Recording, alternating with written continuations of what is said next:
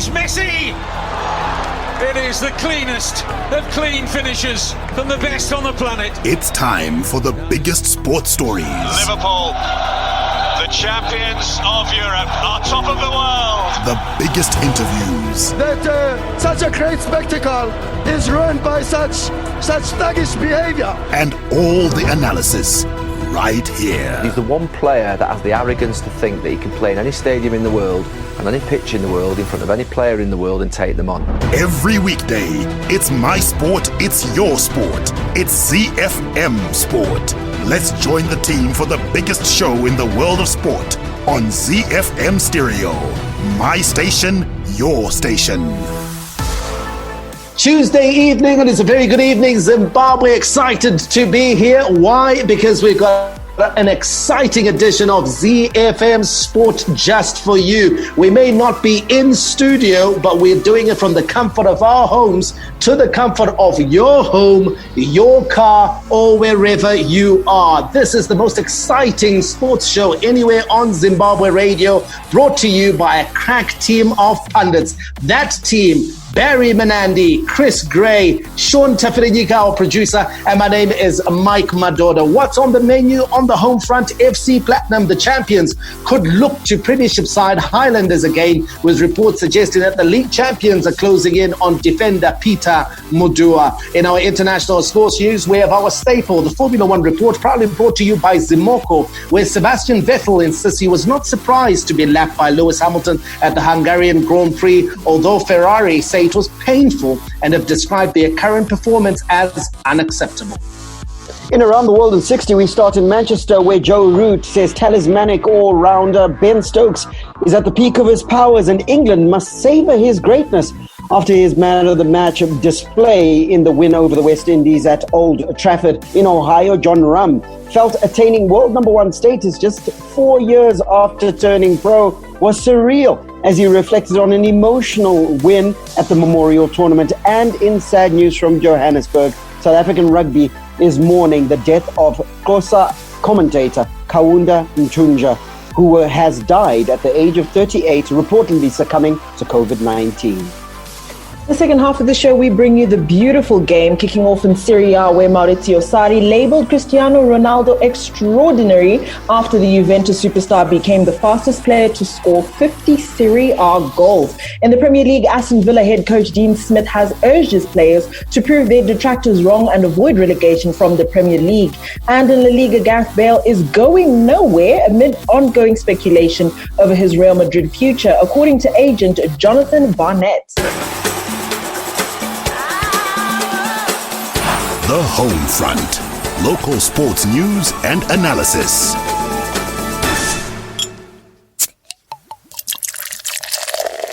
From Rufaro to Barberfields, Mandava to Nyamunga, all the perfect moments in the Castle Lager Premier Soccer League come together on ZiFM Sport.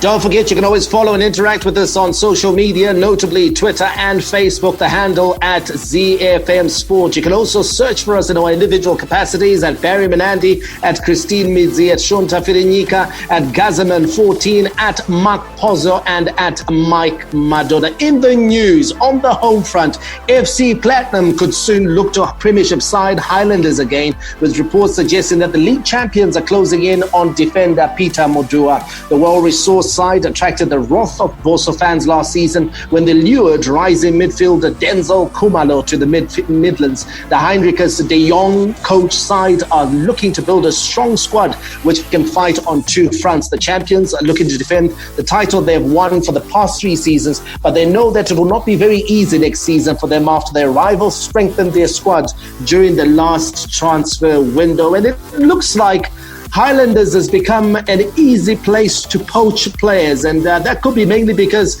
De Jong, Barry, was coached there and he knows the quality of the players that he's reportedly after. Yeah, in that sense, nothing too much out of the ordinary in terms of a former coach going and plundering his previous employers for their playing staff. But what is certainly must be noted and must be said at this stage is the fact that Highlanders has got quality. And because you look at the players that De Jong has gone and gotten, and the one mostly linked right now, which is Peter Muduwha, are absolutely class players, and I believe that they will add something significant to FC Platinum, especially if they can wrap up the deal for Peter Muduwha. I mean, you put him next to Gift Bello or whoever he partners at the central defense of FC Platinum. That defense immediately becomes better. I would say he's probably the best defender in the country, and if you're going to beat the best, you have to have the best amongst your ranks. So it makes sense to try and get him. Not fun for Highlanders, but certainly FC Platinum trying to strengthen their squad. Chris, Barry labeling Peter Muduwha as arguably the best defender in the local league, and I'm not going to disagree with him. I think for at least 3 seasons now, Peter Muduwha has been standing head and shoulders above the rest. He is tenacious, he is athletic, he can pass the ball, and you get the feeling that FC Platinum are looking more to the continent, to the excursions in the Champions League with the recruitment of a player like Peter Muduwha. Definitely. I think something that FC Platinum has struggled with, I think for the past 3 or so seasons, for the seasons that they've been playing in the CAF Champions League, is that because the way our calendar is set up, what they need to do effectively is to play on 2 fronts continuously, back-to-back seasons. And so their players, first of all, when they do come back to play for the local league, they're not necessarily at their top. They haven't had a rest. And so I think building almost 2 squads and getting players who will be able to help them actually compete on the continent is something they're working really hard to do. We see FC Platinum every season going into the market and buying up the best players. And I think right now they're strengthening so that they can almost effectively have 2 separate squads that are able to compete at home and on the continent. Reports also indicating that the Highlanders, a pair of Tinashe Makanda and Brian Banda, could also be moving to Zishavane to join the champions FC Platinum. Now, Barry, I know you're a man with a passion for development, a passion for seeing the young generation come through in Zimbabwe football. Is this something of a damning indictment of the development process or the development methods at FC Platinum, that we're not seeing many youngsters from the youth team being given an opportunity, being given a chance? And you think that a team as well resourced as FC Platinum would have viable youth structures which would produce enough quality for these players to be augmenting the ranks? Chris is talking about building 2 squads, as it were, for a challenge on the home front and on the continent.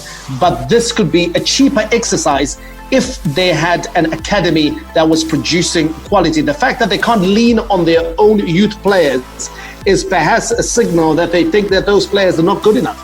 Yeah, and it's even worse when you then consider that they've got a so-called under-19 or development team that plays in Division 1 out in the southern region, I think it is, that they're not good enough. They're not refined enough to make the step up into the full first team. The whole reason of having a development side that gets game time week in, week out, where our local league doesn't have a development league, as it were, is for them to be able and be ready to make the step up. And if they aren't able to do that, then you've got to question your development structures. As you quite rightly point out, having an academy, the whole reason that we've seen your Marcus Rashfords come through, your Lingards come through at Manchester United, and your Greenwoods coming through, your Jameses coming through, is because of a viable development structure that says we've got players that are coming through the pipeline who can play in the first team. FC Platinum needs to ask themselves some hard questions. Barry, you also talked about the fact that Highlanders certainly have got some quality players. Now, Chris, Highlanders have something of a production mill, lots of exciting young players, even the Rookie of the Year who won the award at the Castle Premier Soccer League Awards last year is a young defender from Highlanders. There are lots of really exciting young players, and will Highlanders fight very hard to try and keep those players that are wanted by FC Platinum on their cards? Or do you feel that perhaps they should just, let them go, knowing that there are probably 3 or 4 in the pipeline that can fill their shoes? Definitely. I think that Highlanders will They've almost become a selling club. They develop players and they sell them, and that's almost a business model that they can work with if that's the direction they want to go in. However, Highlanders is still a very traditional team. It's a team that has title ambitions as well. So they would want to challenge. And in order for you to challenge, you need to be able to retain players like Peter Muduwha. Now, when an FC Platinum who has the resources comes knocking, are you going to turn down those resources when you know that you effectively have a system that's able to produce these players year in, year out, coming out of the academy side? So it's a tricky situation for them, but I think there's a price for every player. And I think that Highlanders sometimes will look to it and say, look, you know what, we'd rather do a bit of business and make this money and then promote a few more players and maybe get that system going as well. But I think Highlanders definitely needs the money, and FC Platinum has got them. Teams like FC Platinum have got the money to pay. And in a situation like that, we will have a lot of selling, but Highlanders still being able to produce players that can still challenge. But Barry, isn't it necessarily a question of FC Platinum having the money? Because the monies that we know are paid in the Zimbabwean context are not really fab. You know, if you get yourself $20,000 for a player in Zim, you've got yourself a pretty good deal. Is it just a question of Highlanders being caught flat-footed, Highlanders being outflanked as far as the contractual situations where the players are concerned, allowing FC Platinum to come in to the door that has been left wide open for them to poach these players? Because there's unlikely to be any money changing hands here between Highlanders and FC Platinum.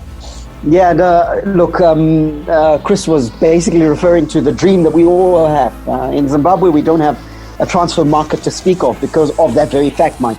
The clubs in Zimbabwe are predatory. What they do is they wait for contracts to run down, and many of our clubs tragically only sign 1-year contracts with players. Obviously, it's cheaper. It exposes the club a little bit less to their playing staff, but that has its demerits as well. And its major demerit is that as soon as that contract runs out, that player is going to wait and wait and wait before he signs with you again, to ensure that anyone who comes knocking, he can go on a free. So all of these players that are leaving Highlanders are leaving on a free, and it's tragic that they've been developed by Highlanders. Highlanders gets no benefit. Okay, big conversation that we can carry on having on social media. Don't forget the handle at ZiFM Sport. We've got some local sports news for you. Rugby, horse racing, if you like. Women's football as well is in the mix. And then our staple on a Tuesday, the Formula One report, where it was another disappointing outing for the Scuderia Ferrari in Hungary. Hi, I'm Clemens Matau, chicken in midfielder. You're listening to ZiFM Sport. On to our local sports news roundup, starting with rugby, where the ousted Bulawayo Metropolitan Rugby Football Board flexed its muscles by locking Zimbabwe Rugby Union officials out of Hartsfield Ground last Friday. Drama, Michael, drama. Drama in the South. Well, the story goes that ZRU distributed food hampers to national team players and officials based in Bulawayo. And they intended using Hartsfield, but the ousted provincial board refused with the keys. The dissolved BMRFB, comprising Chairman Craig Change, Vice Chairman Tembelani Ngube, and Secretary George Tlachuayo, has been holding on to Hartsfield office keys since their suspension in March and have been challenging the decision. On Friday, the dissolved board embarrassed ZRU by forcing it to look for an alternative venue to distribute the food hampers after refusing to hand over Hartsfield office keys. High drama in the South. We're keeping an eye on that one. On to horse racing now. Lily Blue is proving unstoppable ever since horse racing returned to Barda Park 3 weeks ago. She won the Zimbabwe Oaks on Sunday. The British-style Dolph trained runner was outstanding in Sunday's future race, the 2,000-meter Zimbabwe Oaks, which attracted a small field. Her stable companion Prescott finished second ahead of Candy Kane and center stage.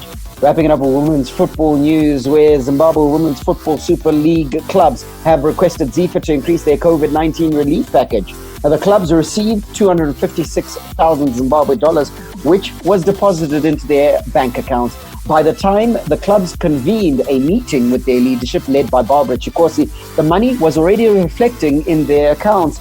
Each club received 256,000 Zimbabwe dollars, which, according to last week's auction rate, translated to about 3,764 US dollars. Currently, there are 19 clubs in the Super League, following the promotion of 4 teams. Hi, this is Mike Madoda, and you can catch me and the team for all the latest breaking news out of the world of sport, local as well as international, on your favorite station, my station, your station, ZiFM. We are Z-Team on ZiFM Sport. Z. International Sports News Roundup, where the world comes out to play. From sunny Melbourne to the streets of Monaco, the deserts of Bahrain to the jungles of Brazil, get up to speed on the Formula One Report. The Formula One Report is proudly brought to you by Zimoco, the home of F1 brands Mercedes-Benz and Alfa Romeo in Zimbabwe. Zimoco, specialized service for special brands.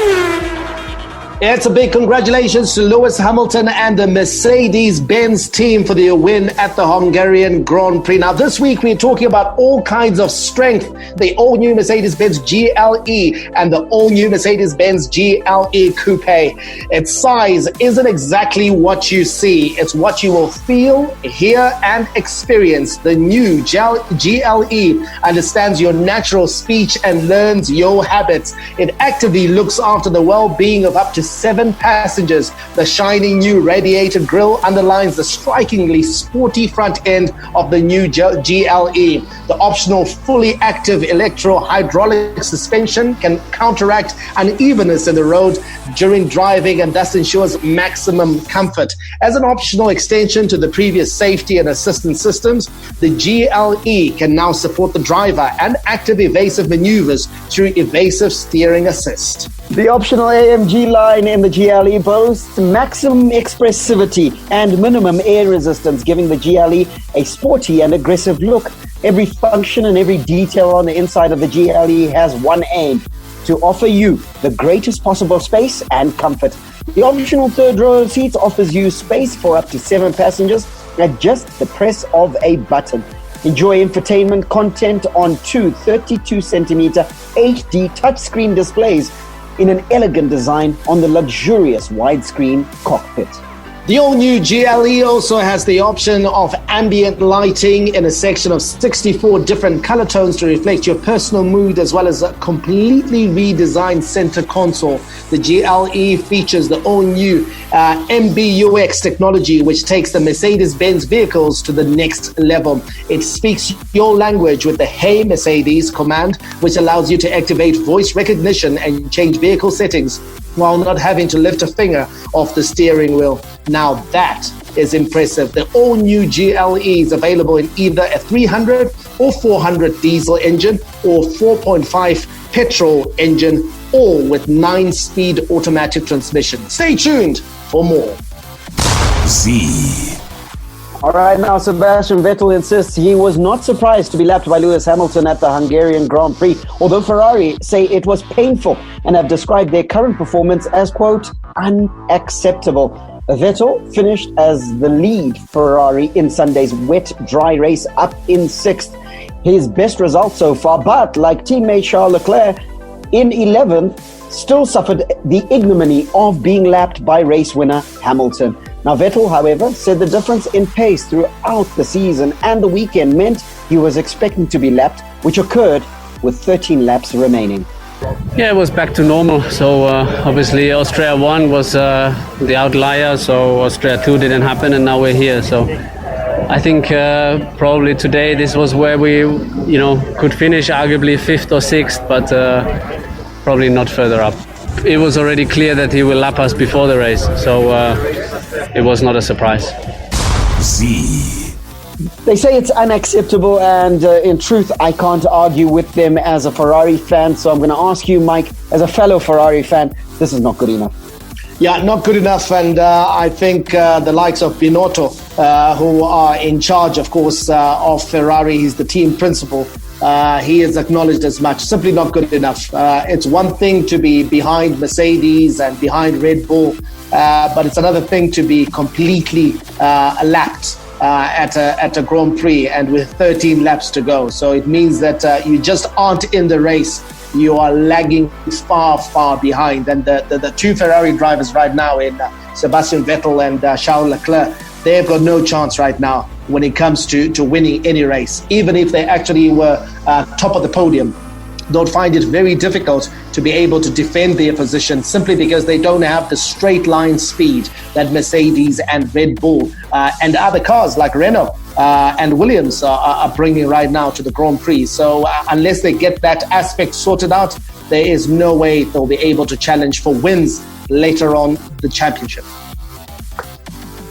Chris, I think it was you or it was Mike who mentioned the fact that back end of last season, the straight line speed that the Ferrari was getting towards I think the second half of the season, in fact, when Ferrari was really making a charge on Mercedes, and we thought to ourselves, okay, this is fantastic. One of you, I think it might have been you, it might have been Mike, who mentioned the fact that it's great for Ferrari, but also what it's going to do is it's going to make Mercedes sit up in their chairs and take notice and make sure that in the off-season they're going to correct their mistakes. It looks like they've done that, and it's hard to say, but Ferrari looks like it stood still.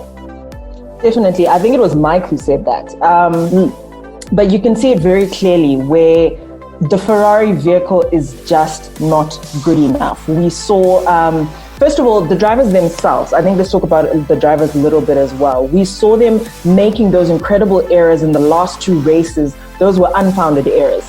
And then the vehicle itself in this particular race, where they definitely have the opportunity to finish on the podium, doesn't pull through for them either. So that vehicle, I think they didn't put in nearly enough work as they should have in the preseason, when they should have been, making the differences on these vehicles. Mercedes went and they did the work, and when their vehicles had trouble in the first race, they came back the second race, they had fixed all of those issues. So I think Ferrari definitely have a lot of work to do, because this is definitely a terrible start to the season. I think that especially the issues that it's Ferrari. Ferrari is known for having some of the greatest builds, and this season they haven't been able to do enough work. Not at all. But Lewis Hamilton himself, well, he took another step towards Michael Schumacher's biggest Formula One records with victory in the Hungarian Grand Prix, and admitted he still found it surreal that he was getting so close. An 86th race win, just 5 away from Schumacher's tally of 91 victories, and a 153rd podium appearance, just 2 away from that record, were the statistical headlines from a dominant performance at the Hungarian Grand Prix, as Hamilton took the title lead for the first time in 2020 in his quest for a record-matching 7th Drivers' Championship. It's his home Grand Prix this weekend. It's the British Grand Prix next Sunday. Right, if there's one way you certainly can make your mark, the new GLE Coupe is just made for putting yourself in the spotlight. With the presence and sportiness of unparalleled allure, a sloping rear line, muscular shoulders, and redesigned... Yes, Michael. You like that? Keep going. I like that, buddy. Redesigned LED headlamps and tailpipes, trim elements underscore the sporty character of the GLE Coupe. I mean, it's a fantastic vehicle, Barry. Beautiful. Yeah, it really is. You had me at tailpipe. The newly designed front with a stylish diamond grille and tires of up to 22 inches in size provide for added presence the cutting-edge widescreen cockpit with next-generation MBUX technology, high-quality sports seats, and noticeably enhanced comfort in the rear all make the interior of the GLE Coupe so special. The all-new GLE Coupe is a real showstopper. Now get in touch with one of our sales executives at the Zimoco showroom in Borrowdale, or email us on sales@zimoco.co.zw for more information on these 2 exciting new products. The Formula One Report is proudly brought to you by Zimoco, the home of F1 brands Mercedes-Benz and Alfa Romeo in Zimbabwe. Zimoco, specialized service for special brands. Hi, my name is Sean Williams, Zimbabwe cricket captain. You're listening to ZiFM Sport. Z.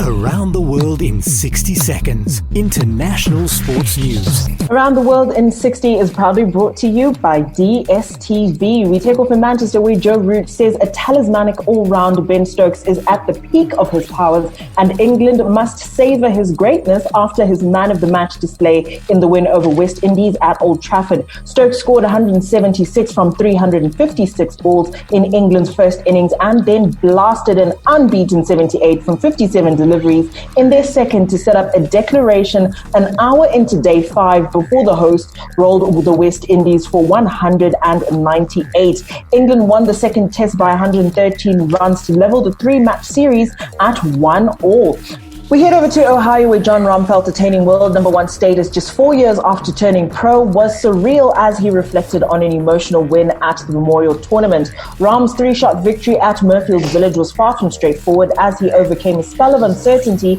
after the turn, which saw his commanding 8-shot lead whittle down to just 3, and a thrilling chip-in for birdie at 16 was later altered to a bogey as he incurred a 2-stroke penalty for causing his ball to move a fraction at address. And we touched down in Johannesburg. Some sad news: South African rugby is mourning the death of Xhosa commentator Kaunda Ntunja, who has died at the age of 38, reportedly succumbing to COVID-19. A former South African schools captain, Ntunja represented the Cheetahs and was part of their 2005 Currie Cup winning side before turning his hand to the media, most notably as a Xhosa commentator with SuperSport. His sister Tando, who shared the news via social media, said his family was stunned by his untimely death. Hi, I'm Warriors coach Zdravko Logarušić and you are listening to ZiFM Sport. Sports with a difference. Z. The big leagues, the big teams, the big players. The beautiful game on ZiFM Sport. The Nerazzurri, the Black and Blues, Inter Milan. It's Romelu Lukaku and it was never in doubt. He's a beast at the best of times, but this season he has become a monster. The Giallorossi, the Yellow and Reds, AS Roma. Belotti has a go! Tremendous hits! That's what he's capable of! La Viola, the Purple Ones, Fiorentina. Brock Ribery seals a glorious win for Fiorentina with a sumptuous goal at San Siro. The Bianconeri, the Black and Whites, Juventus. Ronaldo seals yet another 3 points for Juventus. Tough yet colourful. The best of Italian football on Z. In Italy, Maurizio Sarri labelled Cristiano Ronaldo extraordinary after the Juventus superstar became the fastest player to score 50 Serie A goals. Ronaldo reached half a century of Serie A goals in just 61 matches. As league leaders, Juve defeated slumping Lazio 2-1 in Turin last night. The 5-time Ballon d'Or winner scored twice in the space of 3 second half minutes to put Juve on the cusp of their 9th successive Scudetto. Let's hear from Sarri, who also said Juventus is not getting ahead of themselves as they close in on the title. Quindi la sto vivendo che giovedì dobbiamo giocare a Udine. So my mind is on our next games, starting with Udinese on Thursday and the need to get 4 more points in our next matches. There's nothing else to consider. It is very hard to gain points at this stage of the season. It seems so easy, but it is very hard for everyone. Let's focus on the results we need to achieve without looking at anyone else. Z. Chris, Maurizio Sarri calling Cristiano Ronaldo extraordinary. And in truth, to jump into the Serie A, a new league, new country, new language, and be going nearly as good as a goal a game certainly is extraordinary. Are we a little bit guilty of perhaps judging Cristiano Ronaldo, who's a bit longer in the tooth than he used to be and in his prime, against his own fantastic records and thinking to himself, oh, he's not doing so well, but in actual fact, he's delivering the goods? Definitely. I think because he's getting a little bit older, there's an expectation that his form should drop and drop significantly, but that hasn't been the case with Cristiano Ronaldo. I think going into Serie A, Juventus was really smart in their purchase because there's certain things that they wanted to do. They wanted to challenge for the Champions League.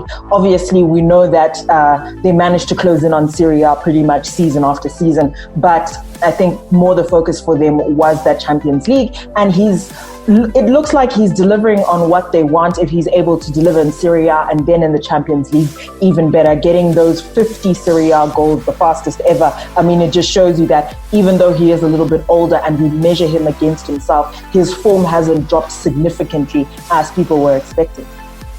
Also becoming the first player to score 50 or more goals in Serie A, La Liga and the Premier League, of course, for his current club, Juventus, in La Liga for Real Madrid, and then the Premier League for Manchester United. Cristiano Ronaldo, look, we can talk about your Lewandowskis of this world, but Ronaldo as a striker is really a phenom, isn't he, Mike?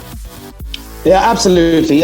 He's become a top man now, and he's a goal scorer. He's a box player. Yeah. That's what he lives for right now. Very little in the way of contributions in general play. Effective in and around the box. And I think last night was testament to the sort of player he has become. I know people are talking about, his form hasn't dropped off. I beg to differ. His form has dropped off significantly. I think he's now the beneficiary of other people's creativity. And last night was testament to that. The first goal, the penalty, and the second goal, a tap in from about 2 yards out, set up by Paulo Dybala, who I feel has been the Juventus best player by a country mile.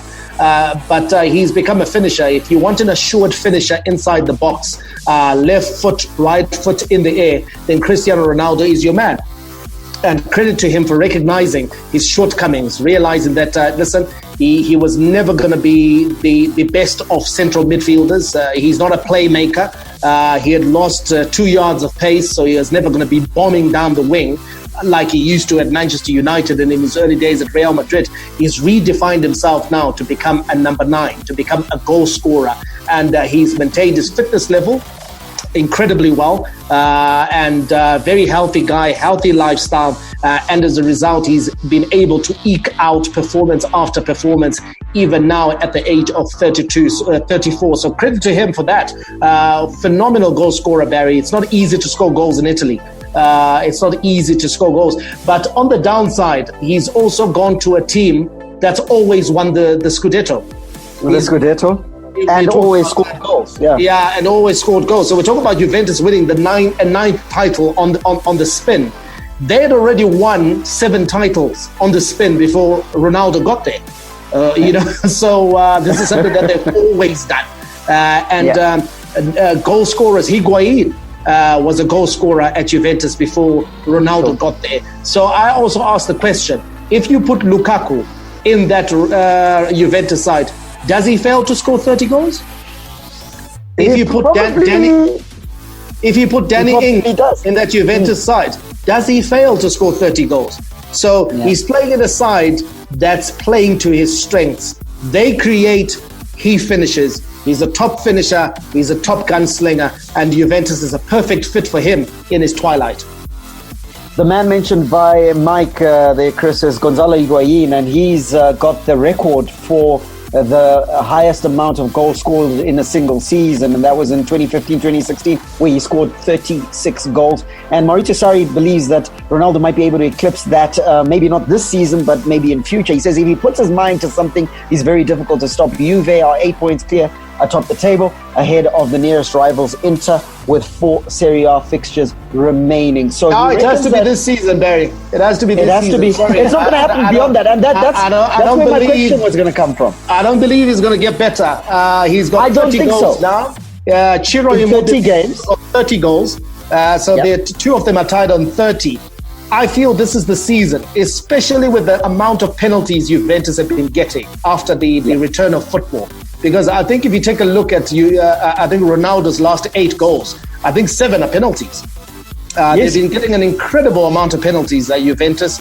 And so if they're able to maintain this run of form, he may be able to get there. I think he may be able to get there. But if he doesn't get there now, it's I think it's going to be harder and harder as he gets older for him to push records of that nature.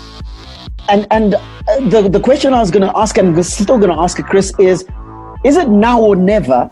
And also, how achievable is it when you look at the fact that Cristiano Ronaldo, barring, 30 goals and 30 appearances, but barring that, he hasn't been involved in overall play.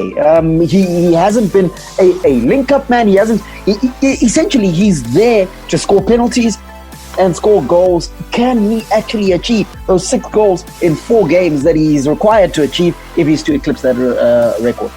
If you take a look at his performance, I think just this season, if you take a look at how he's been scoring goals this season, I think he can. But I think, like Mike said, this is possibly one of the last seasons where we'll be able to get these kind of numbers from Cristiano Ronaldo. He's an incredibly hard worker, and we can see it season in, season out. He's getting older, but he is still as fit as they come. But in terms of that technique and being able to get all of those kind of goals, I think this season he might be able to do it. But beyond that, it might be a little bit tricky. Can I come in and just talk about how, when the cynics call him PR7, they're really onto something, because people are going gaga about, and you talked about he's the first player, he scored 50 goals in the English Premier League, La Liga, as well as Serie A. But you know what? No one went gaga when Edin Dzeko did this thing, and he did it way back. He scored 50 goals in the Bundesliga, scored 50 goals in the English Premier League, and he scored 50 goals in Serie A. It's because his profile is not like that of CR7. So no one talks about it. No one talked about it. So, there's people just trying to embellish the legend, embellish the myth. Scoring 50 goals in different leagues is a function of you having played there. So in the league, in those leagues, if you play there, you got a good time and play long enough. You've got a good chance to So Edin Dzeko did that. He scored for Wolfsburg, he scored for Man City, and he scored for Roma. So those things happen. So I'd also like to see some of these fringe players starting to get a mention, Barry, in the conversation around the top performers, not just people going by name. If you've been watching Serie A, Juventus' best player is Dybala. He's the man who's won the matches. He's the one who's made them tick. He's the one who's put them in this position where they are going to win 9th consecutive Scudetto. But who's going to get the credit? It's going to be Ronaldo. Because he's the bigger brand. Similarly as well, Ciro Immobile has been by far the better striker in Serie A. But who's going to get the accolades? Ronaldo. Last season, Fabio Quagliarella, who is 36 years old, 2 years older than Ronaldo, outscored him playing for a mid-table team. He was supposed to get the player of the year, but he didn't even get a look because, hey, there's Cristiano at Juventus. And we see things like that happen day in, day out. People not getting their just desserts. And you feel the same again for Lewandowski, because they've now cancelled the Ballon d'Or. He would have been on a high day to nothing, to be honest, because he would have been competing against the PR machines of Messi and Cristiano Ronaldo in the battle for that accolade. And he might even have lost, despite having the season that he's had with the Bayern Munich. So true. And so, we can only say this, and this for sure, that Cristiano Ronaldo, the law of diminishing returns is beginning to kick in. And Eddie Murphy had a great movie once. It was called Coming to America. And I'll say nothing more than that. There are fixtures in Serie A later tonight. Atalanta takes on Bologna, while Sassuolo host AC Milan. There was action in the English Premier League last night, and Nuno Espirito Santo says Wolves will continue to improve after their hopes of Champions League qualification through the Premier League came to an end this week. Wolves are 6 points adrift of the top 4 with 2 matches remaining and hold a vastly inferior goal difference. Goals from Daniel Podence and Johnny put Wolves on the brink of a European spot with a 2-0 win over Crystal Palace at Molineux last night. Wolves, having bettered their points return, Barry, from last season. I think last season they had 57 points at the end of the campaign. They're already sitting on 59. And a side that's improving bit by bit, and they're now becoming a mainstay in Europe. Yes, it might not be the Champions League, but they'll be competing in the Europa Leagues for certain.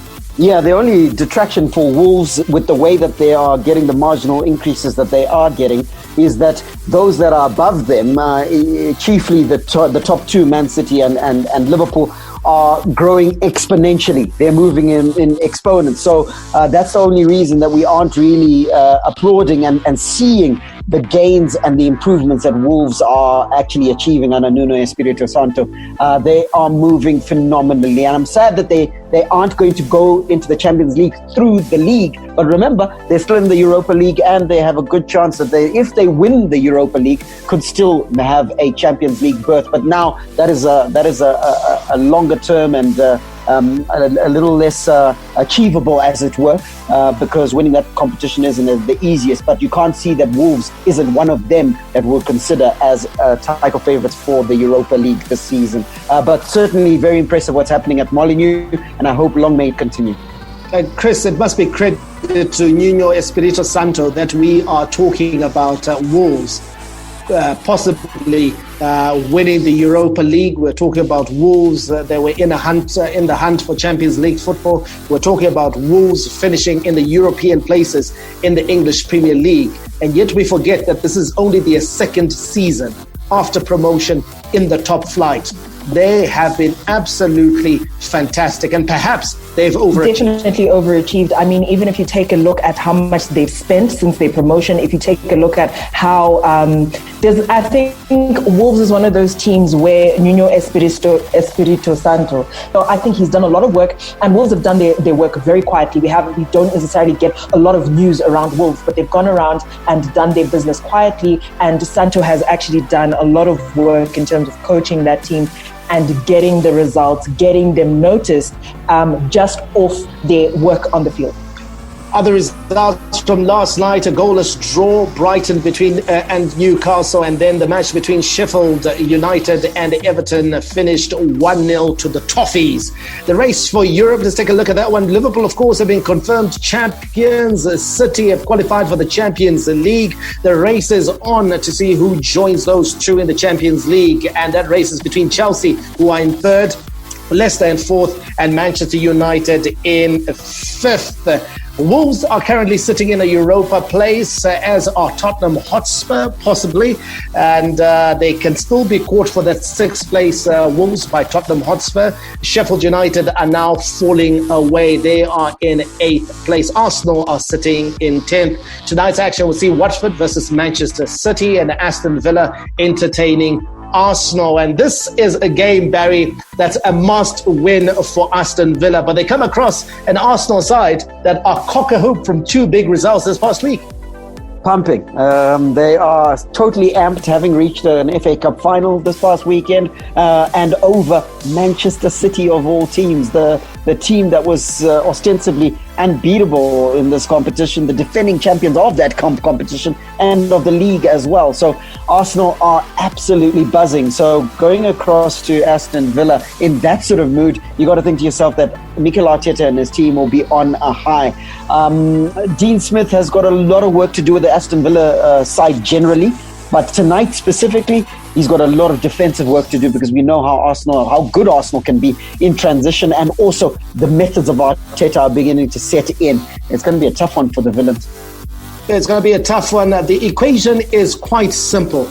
Aston Villa have to win tonight in order for them to harbour any hopes of a survival. If they draw, they have to hope somehow that Watford lose in their game to give themselves a chance. But if there is any chance that Watford wins their game tonight, Aston Villa will be relegated together with Bournemouth. So very interesting situation that we are seeing there. So both Aston Villa and Bournemouth have to win. They have to win, simply have to win on match day 37 if they're to survive. Otherwise, they could be going down. We finish off with some news out of La Liga. Gareth Bale is going nowhere amid ongoing speculation over his Real Madrid future. According to agent Jonathan Barnett, Bale found himself out of favour as Madrid dethroned bitter rivals Barcelona as La Liga champions this season, making just 2 appearances since the 2019-2020 campaign resumed last month following the coronavirus-enforced break. Barry, if you take a look at this situation with Gareth Bale, he hasn't been performing at his best. He hasn't delivered what Real Madrid was expecting. And in terms of his attitude as well, I think we can look at that and sort of question him. Is this a case of, because of the coronavirus and teams not necessarily having a lot to spend, there's not a lot going on in the transfer market, is that why he remains at Real Madrid? Yes, if he does remain there, because in truth, I don't believe anything that comes out pertaining to any player until we actually see that transfer window slam shut, especially given that Gareth Bale looks unhappy. We were talking on the show about the fact that during those title celebrations, you've just won a league title, and the man looked like his cat had just died. You can't have a situation where a grumpy player is amongst those ranks. Let's go back to Arsenal in the late 90s, early 2000s with Nicolas Anelka, where he was the incredible sulk, he was christened. You can't have a player like that amongst the dressing room. He's only going to cause that to permeate throughout the team, and it's going to then impede upon the team goals. So definitely, I think Gareth Bale needs to be shifted. Let's see what happens in the transfer window. I don't believe this. I think he's a victim of the PR and the bad press in Madrid as well. I think he's been treated very unfairly. Gareth Bale has always delivered when called upon by Real Madrid. He always puts in a shift. He always plays well. It's just that Zinedine Zidane, I think, he will get away with a lot because he's winning. Yes. So when coaches make certain decisions, then the team goes on to win trophies. Certain decisions are overlooked, so people will not concentrate on those. But the reality is, this is a guy who's always been a big game player. And he's overlooked for young and promising players, perhaps players that Zinedine Zidane has got a personal preference for. And I think that's why Gareth Bale has never understood why he has been shifted to the bench. For other players to be prepared ahead of you, yet you always deliver when you come in, yet you always play, and it's always stop start. You can't tell me that you're going to be playing the likes of Vinicius, okay? You're going to be playing the likes of Rodrigo ahead of Gareth Bale.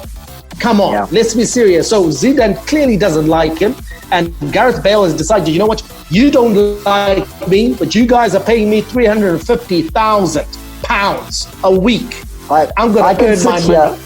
I'm going to sit here and I'm going to earn my money. Now you guys are going to have to shell it out, and I'm not going anywhere because I think he has lost his passion for football, Gareth Bale. It shows. He's lost his passion for football. The only time he looks motivated is when he's playing for Wales. And so I think he's quite content with sitting on the bench and playing for Wales. Playing golf. That's okay for him. And playing golf. We wait to see what happens in that transfer window, and we'll keep you posted. Indeed, and keep you posted. We must and shall, but only tomorrow, because we've got to go at 6:05. Don't miss that show. It's Wacky Wednesday. Did you say 6:05, Barry? 6:05. All right. SIX, Michael. May God richly bless you. That's my story, and I'm sticking to it. Menandi, out. And it's Messi! It is the cleanest of clean finishes from the best on the planet. The biggest sports stories. Liverpool, the champions of Europe, are top of the world. The biggest interviews. That such a great spectacle is ruined by such thuggish behavior. And all the analysis right here. He's the one player that has the arrogance to think that he can play in any stadium in the world and any pitch in the world in front of any player in the world and take them on. Every weekday, it's my sport, it's your sport. It's ZiFM Sport on ZiFM Stereo. My station, your station.